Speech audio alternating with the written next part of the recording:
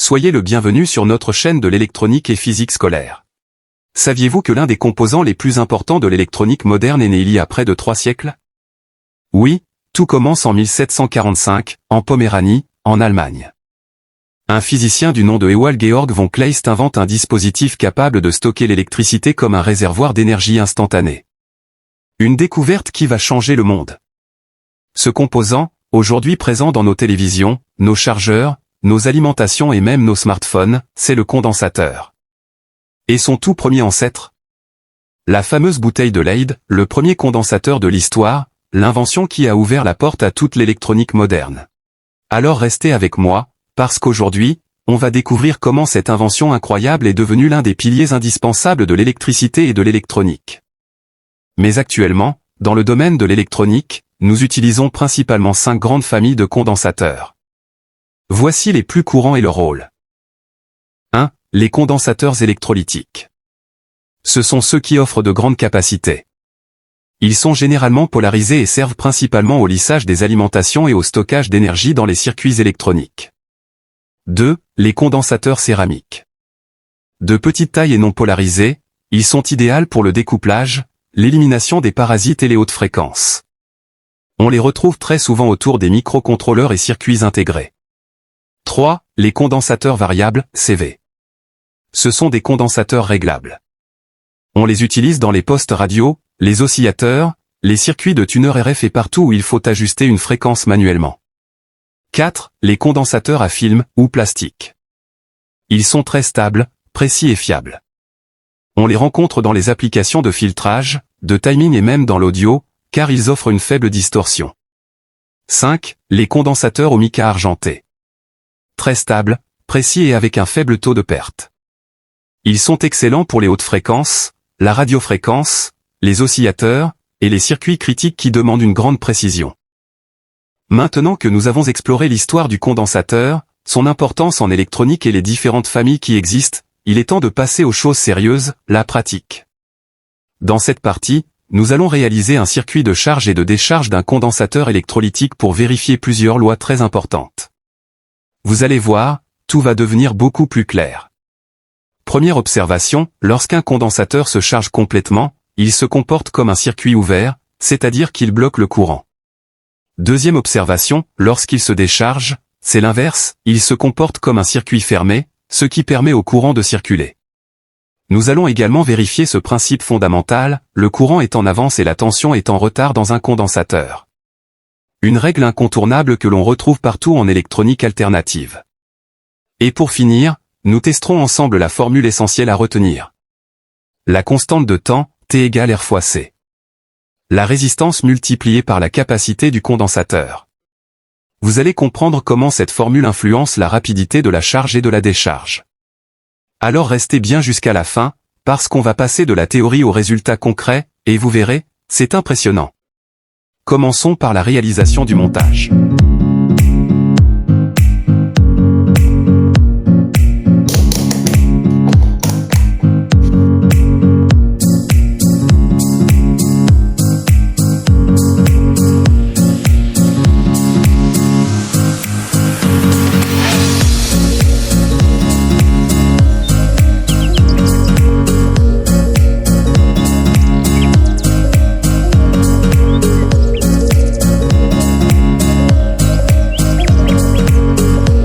Cette chaîne a été créée pour donner aux chercheurs et passionnés francophones un accès à une expertise scientifique de niveau international. Chaque vidéo repose sur des études sérieuses et des recherches approfondies. Abonnez-vous, activez la cloche de notification et partagez ces contenus avec tous ceux qui font face aux mêmes défis. Écrivez-nous en commentaire les points que nous n'avons pas traités dans cette vidéo. Partagez aussi les difficultés que vous rencontrez, et nous leur consacrerons de prochaines vidéos.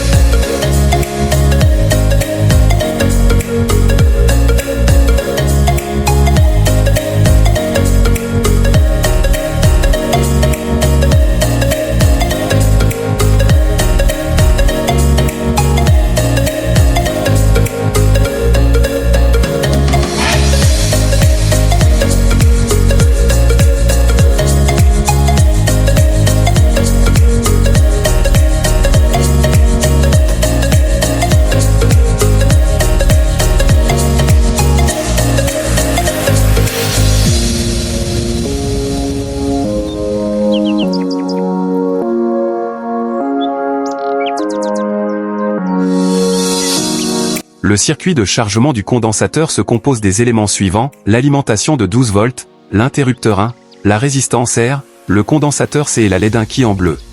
Lorsqu'un condensateur se charge, il se comporte comme un interrupteur ouvert et bloque le passage du courant. Le voltmètre indique la tension de charge aux bornes du condensateur, tandis que le chronomètre nous précise le temps de charge. Plus la tension de charge du condensateur augmente, plus la luminosité de la LED diminue, car le courant dans ce circuit tend déjà vers 0. Pour approfondir vos connaissances après cette visualisation, descendez dans la description et cliquez sur le lien pour explorer d'autres vidéos particulièrement instructives, telles que celle dévoilant la méthode secrète pour polariser une diode électroluminescente, ainsi que celle consacrée au multivibrateur astable à transistor bipolaire.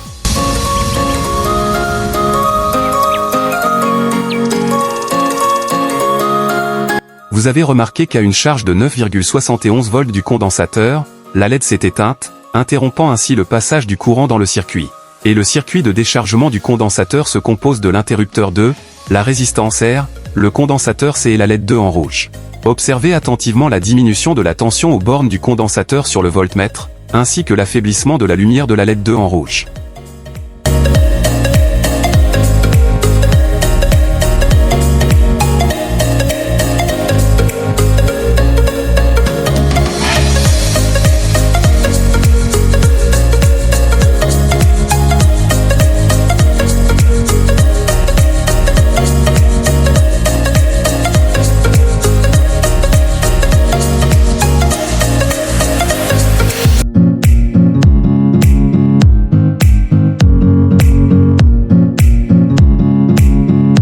Vous venez de constater qu'à 40 secondes, le condensateur C est complètement déchargé et la LED 2, en rouge, est éteinte.